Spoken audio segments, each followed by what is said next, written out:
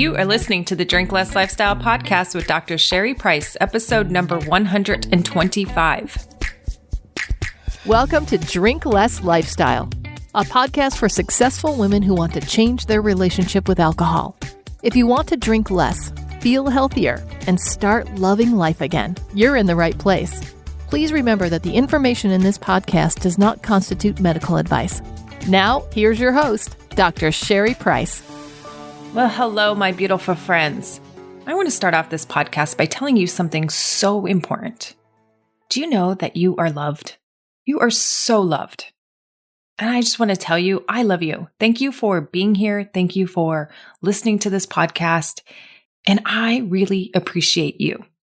And I just wanted you to know that. I wanted you to hear that. And I think so often we appreciate people, but we just don't tell them enough. So I want to do a better job of appreciating you. And I also want you to do a good job of you appreciating you. And I might have to do a whole podcast on that now that I think about it. Well, for today, what I have in store for you is things that I'm learning through some of the questions I'm getting and some of the coaching that I'm doing inside of Epic You, where I find people are a little misguided on how to change their drinking for good. There are many tools and tactics you can utilize to change it for the short term, but I know many of you want long-term success, right? We want this to be a new habit. We want to replace the old habit where we overdrink or we don't feel in control or we feel like we need it more than we really want it. We really want to make change so it's sustainable where we can become that woman that we desire to be, or become that person that we desire to be, where we can take it or leave it, or whatever definition or identity you are seeking. So on this podcast, I want to share 5 mistakes that I find that people make on this journey. So I call these the 5 mistakes you want to avoid when you are changing your drinking and you want to change it for good. So the first mistake that I see is that you think the way to change your drinking and the entire journey is about alcohol. And it's about not having it. So the entire journey is focused on alcohol, solely focused on alcohol. So if you pursue it to be just an alcohol thing, right? Things that come top of mind or strategies that come top of mind are like, just say no. I'm not going to allow myself to have any. Or you may say, I just need to get through the day and cross off another day off the calendar. Or maybe you count days and you don't want to break the streak. Or you are using a drink plan, or you're using an app on your phone to monitor the progress of your drinking and monitor your drink count. Maybe it's that you don't buy it and bring it into the house because that's too risky for you. Maybe you say no to going out with friends because you're like, oh, I always overdrink when I'm with certain friends. And maybe you wake up in the morning and you repeat a mantra all throughout the day. I'm not having alcohol today. I'm not having alcohol today. I'm not having alcohol today, right? I've heard all the things and strategies people do. Now, before I go on, I just want to say that these tools can be helpful in the short term. Absolutely. And I'm not saying there's anything wrong with any of these tools. In fact, if you listen to my podcast, you know I embrace a drink plan for many reasons. So I'm not saying that these modalities are bad. What I am saying, it is not the full picture.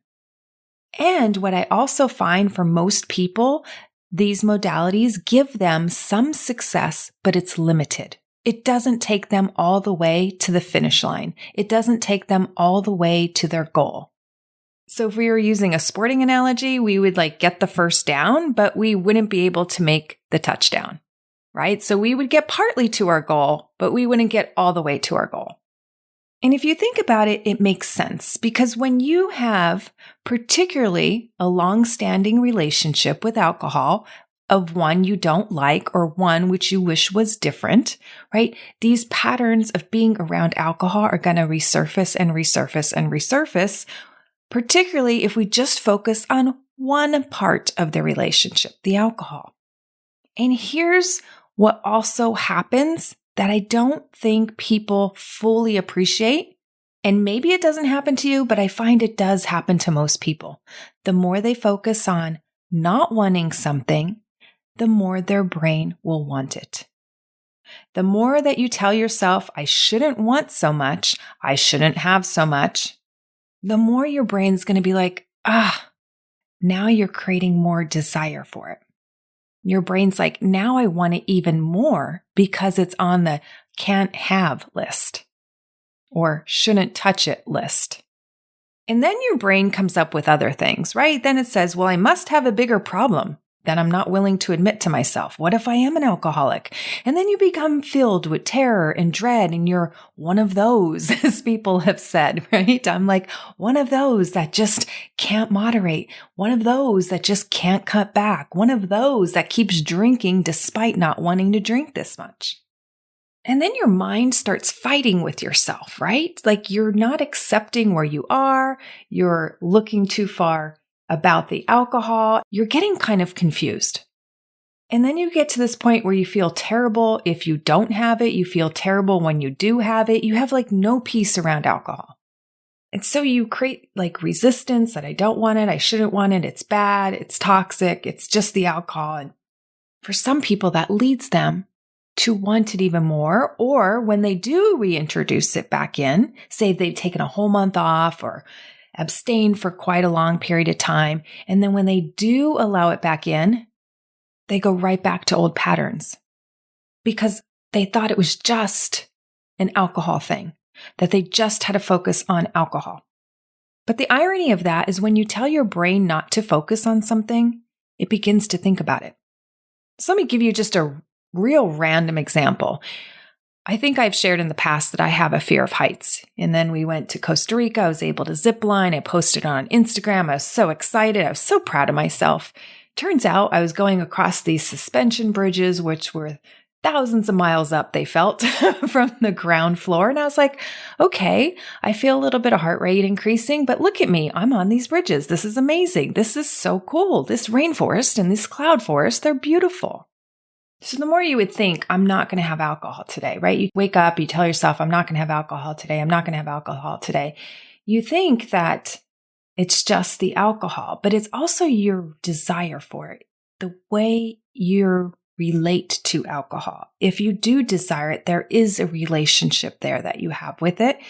And telling yourself you don't want it and you don't want it and you don't want it, and thinking about this even before you actually want it, you're thinking about alcohol even more. Telling your brain not to think about something, the brain begins thinking about it, right? So like I used this example, and everybody uses this example, right? Don't think about a pink elephant. And then all of a sudden, what does your mind see? A pink elephant. An image of a pink elephant comes to your mind. So the brain hears the words, your mind hears the words and gives you imagery and things where you actually start thinking about it, even though you're telling yourself not to think about it. So the plan could backfire. And I oftentimes see where it backfires because people will say, I don't drink Monday through Thursday, and I tell myself only 2 on Friday and 2 on Saturday, and that's it. But I wind up overdoing it every Friday and every Saturday. So I call this like restricting, then binging, restricting, then binging. It reminds me of the days of dieting, right? The yo-yo diet where you restrict while you're on the diet. And then when you get off the diet, you eat basically what you ate before. And so while you lost weight on the diet, when you stopped following that diet, you would gain the weight back and some. And so this is how people yo-yo with drinking, right? It's that thinking it's just about restricting the alcohol and it's all about the alcohol and the entire journey is about the alcohol. And somehow magically you change because you're controlling the alcohol, right? It's the same thing to think that you're going to change just because you're controlling the food. But yet when you come off that food, off that diet plan, your taste buds and what you crave will still go back to the other food. And then this makes us feel terrible. It makes us feel that we don't have self-discipline. We wind up telling ourselves that we're bad people for wanting this food or wanting this drink, or that we don't have choice in the matter. We always seem to go back to it. And so it begins us to feel trapped feel captive, feel like change is honestly impossible. And then we become more alcohol focused or more food focused. And you start ruminating on it even more because you want more progress and more results. But you think focusing more on the alcohol is going to produce that. But guess what? Focusing more on it is actually craving more desire for it. So these tools of using the drink plan, of using apps that monitor your drink count, they are helpful. They're just not the whole entire story. They're part of the journey. They are part of how to break the habit. Because think about the person who drinks because they don't like something in their life. Think about the person who eats because they are an emotional eater. And we have emotional drinkers as well, right? We eat to feel good. We drink to feel good. And so if we leave out the reason we're choosing the food, the reason we're choosing the alcohol, we're really not learning the skills to manage those emotions or to address the problems in our life that are leading to drinking. So if your kids are causing you to drink, or that's what the story is that you're telling yourself, and you don't like their behavior and you don't like the way they're showing up, and you're not doing anything different other than taking away alcohol, you're going to take away the alcohol, but guess how you're going to feel? Worse if you don't address the problem of your kids acting out. And if you don't change the way you respond in that moment and you don't level up your skill set, you're going to come back right to drinking because you're going to be like, this is terrible. This feels awful. Drinking felt better. I'm going back to that. So whenever I see somebody telling me that they're focused on the alcohol and it's all about the alcohol and this is the alcohol and the alcohol and the alcohol and the alcohol and the alcohol, that's a clue that that's all they're focusing on and it's not going to be sustainable. It may work for the short term, but it won't be sustainable. So I want you to hear that. I want you to take that point away so you don't make that mistake, which drives us into mistake number 2. While you're cutting back, while you're drinking less, or maybe your goal is abstaining, you're not learning other ways to deal and manage your life. And how I say this is you are not learning new ways of coping. Now, some people don't like that term coping or coping mechanism, but I will tell you we all cope with life.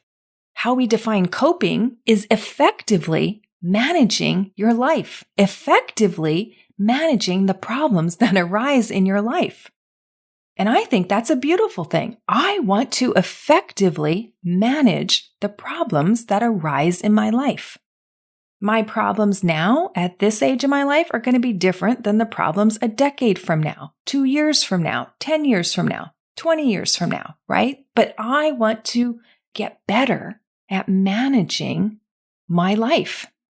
To me, that's one of the greatest skill sets a human can have. So if we cut back on drinking and we take out something that the brain finds to be a solution, and we have no other solutions in our toolbox, we have no other ways of managing or coping with our emotions or our problems, of course it's going to feel terrible if we're not learning other ways of coping. So inside Epic You, there are some women who are managing their parents' health, which is deteriorating. And it's becoming stressful on their lives, and they're turning to alcohol to manage that stress. Some women find it stressful to manage the kids in their house, and they turn to alcohol to manage that stress. And no judgment, right? It works. I've been there. But you can learn other tools to manage that stress, whether it's from aging parents, whether it's from kids in your house, and they're more effective, meaning they don't give you a hangover, they don't put on weight, they don't destroy your health, they don't kill brain cells, they don't make you feel terrible. They're actually healthy ways to manage your life. And here's the thing, they work better than alcohol. Alcohol is so temporary. It's like it allows you to escape for an hour or 2 or 3. But then it makes you feel worse. The coping mechanisms you can learn, on the other hand, make you feel good for that hour, that 2, that 3, and then they make you feel incredible the next day because they're lowering your cortisol. They're lowering the hormones that are driving you nuts. And so when you feel at wit's end with yourself because you've got low mood and this anxiety and you're like, it's the alcohol. Exactly. It's the alcohol. So let's choose a better coping mechanism, one that makes you feel amazing. Not just the next morning, but that night too. And here's what's amazing. These tools exist and most people aren't using them or they don't even know about them. How crazy is that? If I could tell you that I could take away your stress using healthy tools, wouldn't you be all into that? 100%. It allows you to be healthy. It allows you to show up the way you want to show up. It allows you to control your stress way better because alcohol only adds to it. And this is something we are always coaching about in Epic You because I want to make sure the women are using those tools. I want to make sure that you're learning healthier strategies because people want to be healthier. It's not that they don't want to be healthier. They do. They just don't know how to get there in a way that they can implement into their lives and keep doing it, right? A lot of times we think we have to do these big, huge things, but we don't. Small changes can lead to big, huge results. And did you know the way you think is either increasing or decreasing your cortisol levels? Yeah. Those are called toxic thoughts. Thoughts that you think, I'm stuck here, I'm trapped, this will never change, this is impossible, I'll never get better, I'll never get help, I don't understand my drinking, I don't know why I keep drinking, this habit.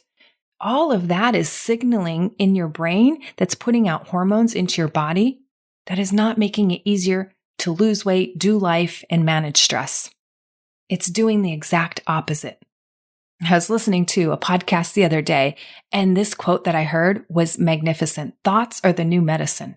Because thoughts are either making us sicker because we're giving ourselves toxic shots. We're giving ourselves toxic injections of thoughts where our life isn't going to get better. We're fear mongering. We're reading the news too much. We're doing all the things that are just burdening our brain. And that's causing adrenal fatigue in some people that they have so much brain fog that they don't have COVID, but they're walking around thinking that they have long COVID because they can't think like they used to. This is a problem. It's not fluff. It's not a soft skill. It's a health skill.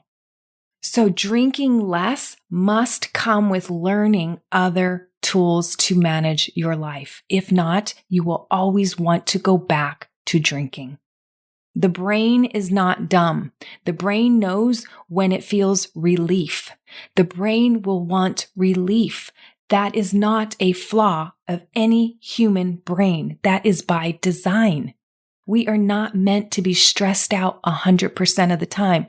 If we're being chased down by a saber-toothed tiger, absolutely we're supposed to be stressed. Cortisol's supposed to be pumping. Heart rate's supposed to be flying off the handle. We need to get blood flow to the arms and the legs and start pumping and running for your life.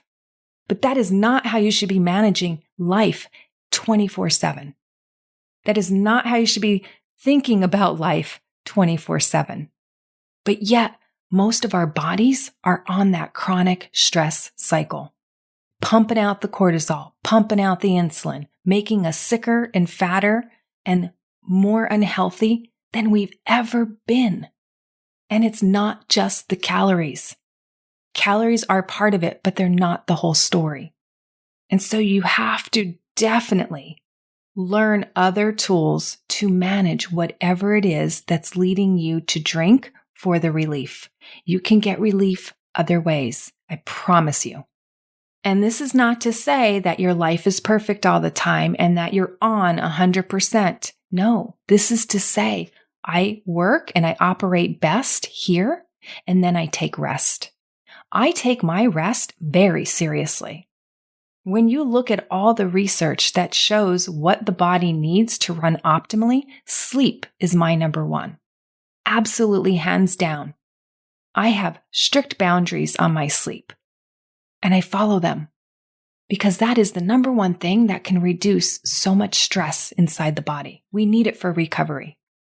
Your body craves relaxation. Give it the relaxation it deserves and needs.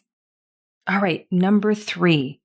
The third mistake is to rely on all the external things to reduce your drinking for the long term. And I've seen this because people come to me, now that I've reduced my drinking, why am I eating all these cookies? Why am I eating all this ice cream? Or now that I've reduced my drinking, I have all these sugar cravings, and so I'm eating and snacking more. Or now that I'm drinking so much less, I notice I'm spending the money on shopping. And so you rely on all these external things, right? You start listening to everybody's podcast on how to quit or how to cut back, and you read Quit Lit and buy all the books, and you buy some of the programs, but you really don't even do them or open them or do the work inside. Now, I'm not saying podcasts aren't good. I'm not saying books aren't good. I'm not saying any of that they are good to help you start your journey, to help you see things a different way, to give you the tools you need along the way. So these things are great, but it's about applying them to your life. And I'm not saying you can't have any ice cream or any cookies or no shopping. I'm not saying that. But just notice if you're switching your focus from one behavior to a different behavior that's still not giving you the results that you want in your life. So are you implementing the things and practicing the tools? And I have to say, you have to first believe in the program for it to work. I didn't believe that a 12-step program would work for me, so I didn't even pursue it. But I know people doing 12-step programs who don't believe in the program, and then they're wondering why the program's not working for them. Because they're not doing the steps. They don't believe in it. So if you're going to engage with the program, at least have the belief that it's going to work. And we know programs of all sorts work for people. 12-step programs do work for some people. You know who they work for? The people that believe in them, the people that do the steps. And so if you don't believe in the program, right, then you know it's not the right program for you. It has to start with belief and your desire to want to change. Your desire for the goal. That's it. The rest you learn along the way. Of course, you're not going to know how to master the 12-step program before you get there. No, that's something they teach you and work with you. Of course, you don't know how to master the steps when you come into Epic You. No, it's not required. That's why I'm here. That's why our coaches are here. We're here to help you. And then some people listen to things but don't implement them, and they're not going to get the success that they desire because it requires you to learn it. I can't learn it for you. I could teach it to you, but I can't learn it for you. It's about you making yourself successful with the tools. And we hear it all the time. Nobody can do the work for you. I can't send my husband to the gym and say, hey, can you work off my butt and thighs? Just can't happen. If I want that, I have to go do it. It's that self-learning. It's key. And while in the past I'd been like, really? I have to work on this. I have to work on this. I don't like that attitude. It doesn't help me get to my goal quick, and I'm just slogging through it. I get to learn new ways to be. I get to learn more about myself. I remember saying, I have to work on this anger. I had to work on my anger, right? I had anger issues I talked about, particularly towards my daughter. But no, wait, I didn't have to work on that. I could have remained angry for the rest of my life. I could have raised my voice, yelled at her all year long for the next 20, 25, 30 years, whatever I have left on this planet to live. Nope, I chose to work on my anger. I chose to work on a better relationship with myself so I can have a better relationship with her. I didn't have to, but I didn't want that for me, and I didn't want that for her. I chose to, and I'm proud that I chose to. I'm proud that I got to dig in and learn more about me and my flaws and my insecurities and my inadequacies so I can dissolve them, eliminate them, so they're gone. So I could show up as the wonderful wife, mother, person I wanted to be, but just didn't know how. I remember thinking I'm not a good enough mom. When I thought I'm not a good enough mom, do you know how I showed up? Not good enough. Not really putting forth the effort because, I'm just not good enough. Or when I have that feeling, I'm just not good enough. I don't show up as my best self. I had to dissolve those limiting beliefs about myself. That's just not true of any of us. And then I went to do the work. What does good enough mean as a mom? What does good enough mean as a person? I defined those for myself Because if I didn't, my brain would just wander and wander and wander and take in everybody's opinion about what was good enough. It would cause me to ruminate and feel terrible about myself. I'm like, wait, why am I considering everybody else's opinion when I don't even know my own? What's my definition? So I came up with my definition of what a good enough mom does. I came up with my definition of what a good enough person is. I wrote it down. And when I share it with important people in my life, I get judged. They tell me how it's wrong, how it's not enough. I get my parents who think I'm a little crazy. I have a sister who thinks I'm a little new agey as a parent, which is so funny to me because I feel that I'm the not new agey at all. Some of my friends disagree, and that's okay. It's not their definition, it's mine. Now, it's not to say I just put my hands over my ears and I don't listen to them. No, I actually listen to them and I evaluate.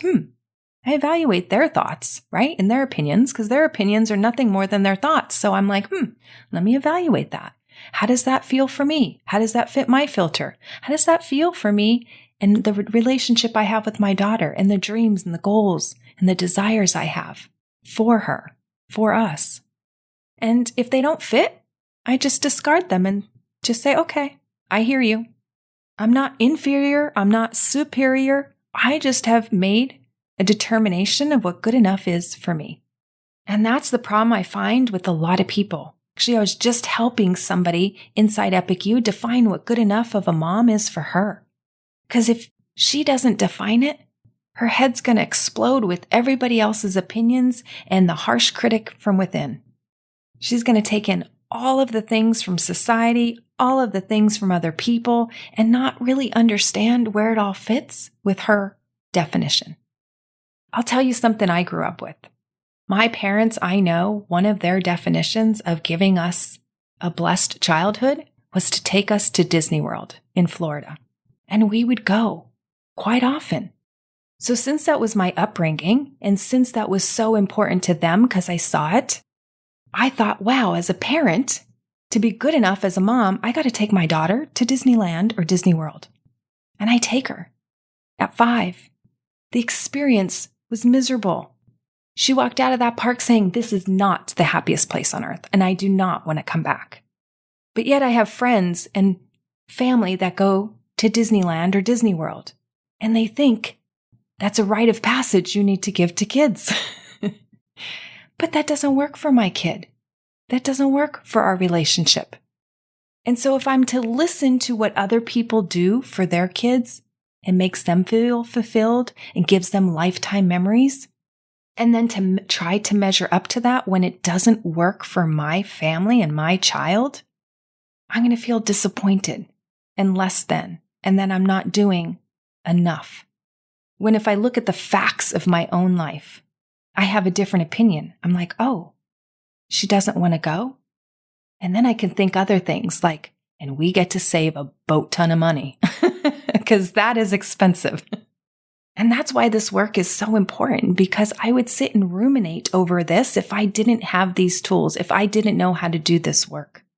And it would probably lead to me drinking because I'd be like, I don't know why she doesn't want to go. It's something you should do as a parent. No, there's no manual to say you should do these things as a parent. And I think for moms, we carry a lot of what was done for us or what wasn't done for us that we need to do for them.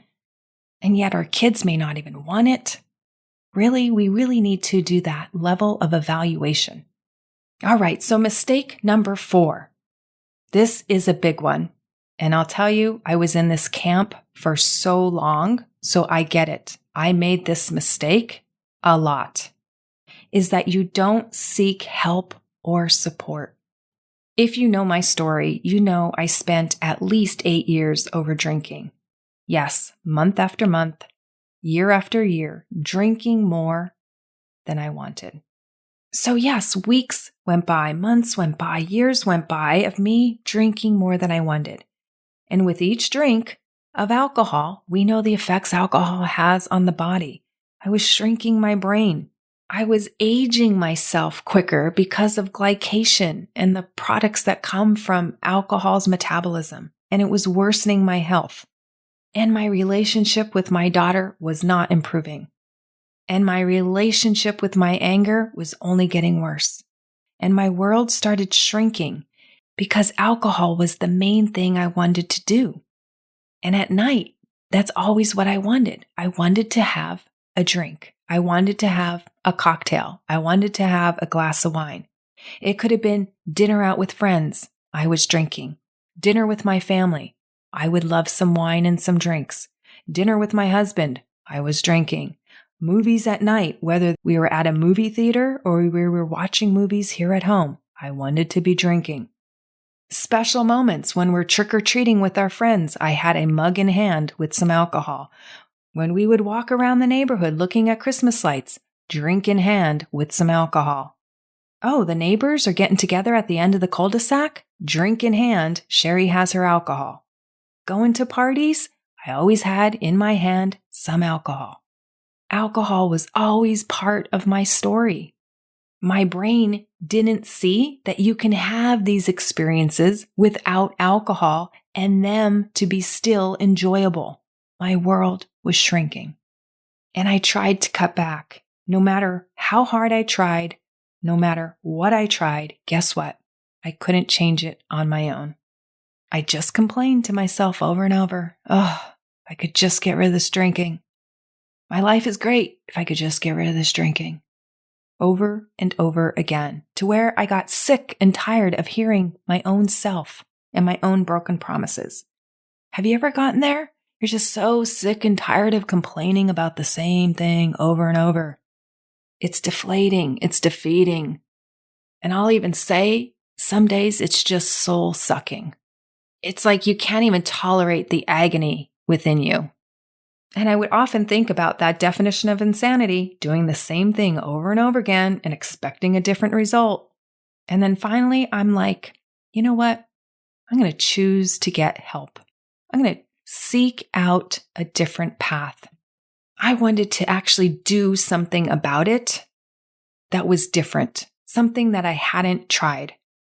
Because when you try it yourself and you're on your own, you could be half in, half out. You tell yourself, yeah, I'm not going to drink, and then you do. So you're kind of lukewarm on the idea. It sounds good in the moment, but then when push comes to shove, well, one more won't hurt.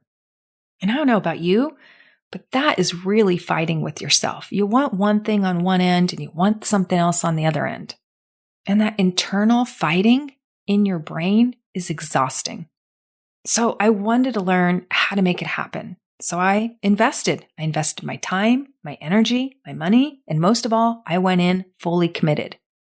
Because it was time to cut back so I can level up how I felt about myself and level up on my life.